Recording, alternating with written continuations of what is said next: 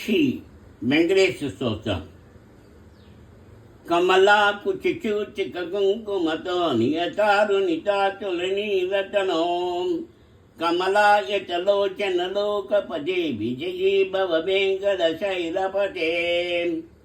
कमला कुचिचूचिक कुंकुमतो नियतारुणितातुलनीरतनो कमला यतलोचन लोकपदे विजयी भव वेंकटशैलपते।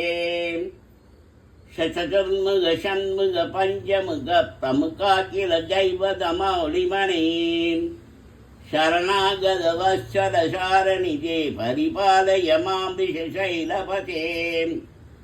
अतिवेदतया तव दुर्विषयैरनुवेदकृतैरवराज सदे बरिदं दरिदं विशैलपदे परया कृपया परिपाहि हरे।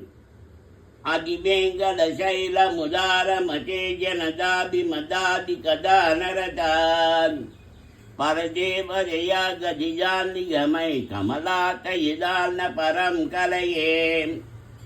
कलपेन रवापशगोपवधू शतकोटिवृता स्मरकोटिशमात् परिवल्लभिकाभिमदाशु गदात् वसुदेव सुधान्न परं कलये। अभिराम गुणाकर दाशरथे जगदे गदनुद्धर धीरमते। रघुनायक राम रमेश विभो वरदो भवदेव दया जलते। अवनीतनया कमनीय करं रजनीचर राजमुखं मुरुगं रजनीचर राजतमोमिगिरं महनीयमहं रघुराममये।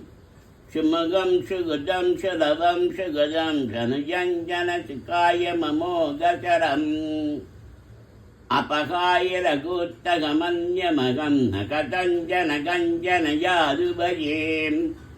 विना वेङ्कटेशं ननादो ननाद सदा वेङ्कटेशं शरामि शरामि।